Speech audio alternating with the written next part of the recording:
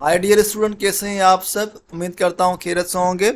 और आज के इस क्लास में हम बात करेंगे ऑक्सीलेट की कि ऑक्सीलेट किस तरह एज एंटी कोगुलेंट काम करता है, और डबल ऑक्सीलेट क्या होता है, वो किस तरह डबल ऑक्सीलेट बनता है, पोटाशियम ऑक्सीलेट क्या होता है, और पोटाशियम ऑक्सीलेट किस तरह एज एंटी कोगुलेंट काम करता है, और क्या कंसंट्रेशन होती है ऑक्सीलेट की ट्यूब्स में, और किन टेस्ट्स के लिए हम यूज़ करते हैं पोटाशियम ऑक्सीलेट को, और इसके डिसएडवांटेजेस क्या हैं, एडवांटेजेस क्या हैं। अगर आप हमारी वीडियो पहली बार देख रहे हैं तो काइंडली हमारे चैनल को सब्सक्राइब करें और बेल आइकन पर प्रेस करें ताकि हमारी हर आने वाली न्यू वीडियो आप तक पहुंचती रहे। तो उसके अलावा हमने पहले भी वीडियोस अपलोड कर दी हैं एंटी कोगुलेंट पर। अगर आपने वो नहीं देखी तो उनकी लिंक डिस्क्रिप्शन में अवेलेबल है, आप वो भी वीडियोस देखें ताकि आपके सारे कॉन्सेप्ट क्लियर हो जाएं। तो आइए स्टार्ट करते हैं। जो ऑक्सीलेट है वो डबल ऑक्सीलेट काम करता है एज अ डबल ऑक्सीलेट। वो डबल ऑक्सीलेट क्या होता है, किस तरह बनता है, तो it is used as a double oxalate because of it is a combination of two chemicals. First one is potassium oxalate और second is the ammonium oxalate. ये जो हमारा डबल ऑक्सीलेट है वो किसका कॉम्बिनेशन है, वो कॉम्बिनेशन है पोटाशियम ऑक्सीलेट का और अमोनियम ऑक्सीलेट का। ये दोनों मिलकर क्या करते हैं, एज ए एंटी कोगुलेंट काम करते हैं इन ट्यूब्स। जो पोटाशियम ऑक्सीलेट होता है वो क्या करता है, जो आरबीसीज की साइज़ है उसको श्रिंक कर देता है, रिड्यूस कर देता है। और जो अमोनियम ऑक्सीलेट होता है वो क्या करता है, उसकी साइज़ को फुला देता है, स्वेलिंग करवा देता है। तो एक क्या कर रहा है, श्रिंकेज करवा रहा है, और दूसरा क्या कर रहा है, स्वेलिंग कर रहा है आरबीसीज की। तो ये जो एक दूसरे के अपोजिट में काम कर रहे हैं, तो इसी वजह से जो आरबीसीज की मॉर्फोलॉजी है, शेप है, साइज है, वो क्या रहती है, मेंटेन रहती है, सेम रहती है। और ये जो डबल ऑक्सीलेट है किस ट्यूब में यूज़ होता है, वो यूज़ होता है डार्क ग्रे टॉप में। और इसकी कंसंट्रेशन कितनी होती है, जो इसकी कंसंट्रेशन है वो है 2 mg पर 1 ml ऑफ ब्लड।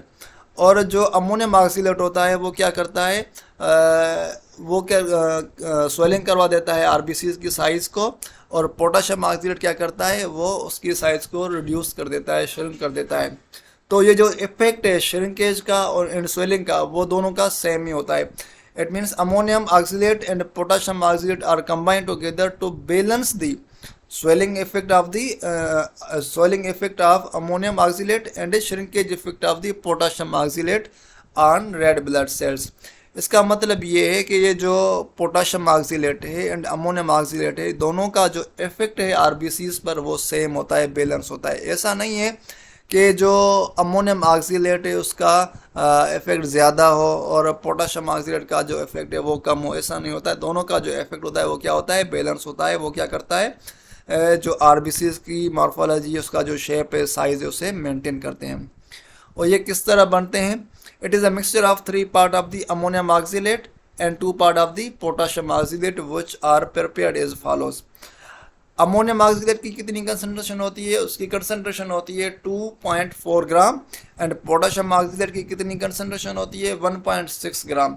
इन दोनों को क्या करते हैं हम, 100 ml ऑफ डिस्टिल्ड वाटर में डिजोल्व करते हैं और उसका सॉल्यूशन बनाते हैं। उसके बाद है action mechanism, mode of action के। ये जो पोटाशियम ऑक्सीलेट है, ये डबल ऑक्सीलेट किस तरह काम करता है। पोटाशियम ऑक्सीलेट क्या करता है, जाके बाइंड हो जाता है कैल्शियम से। कैल्शियम से बाइंड होकर क्या करता है, प्रेसिपिटेट बना देता है कैल्शियम के साथ जाके। तो क्या बन जाते हैं, साल्ट बन जाता है। जब पोटाशियम कैल्शियम के साथ मिलेगा तो क्या बना देगा, साल्ट के प्रेसिपिटेट्स बना देगा। तो कैल्शियम क्या होगा, वहीं पे अनअवेलेबल हो जाएगा, और क्या होगा, जो हमारी कोगुलेशन है वो इनहिबिट हो जाएगी। तो यहाँ पे ये देखें, ये पोटाशियम ऑक्सीलेट है, ये किससे जाके मिला, ये जाके कैल्शियम से मिला, और कैल्शियम को क्या कर लिया, जकड़ लिया इसने, और क्या बना दिया, साल्ट बना दिया।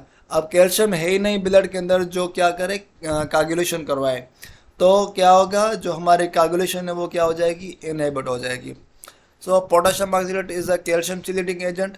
कैल्शियम चिलेटिंग एजेंट उसको कहते हैं हम जो कैल्शियम से जाके बाइंड हो जाए, और जो हमारा क्लटिंग वाला जो मैकेनिज्म है उसे क्या कर दे, इनहिबिट कर दे। तो potassium oxalate is a calcium chelating agent which binds with the calcium and form precipitate is a calcium salt. So there is no calcium, that's why there is no coagulation occur. उसके बाद है usages के किस test के लिए हम इसे use करते हैं, तो यूज़ करते हैं ईएसआर के लिए और पीसीबी के लिए। इसका डिसएडवांटेज ये है कि ये जो आरबीसीज की मॉर्फोलॉजी है वो लॉन्ग पीरियड तक उसे मेंटेन नहीं कर सकता, तो it means it does not preserve the morphology of cells for long period of time. तो डियर स्टूडेंट, ये था आज का हमारा लेक्चर। उम्मीद करता हूँ आपको पसंद आया होगा।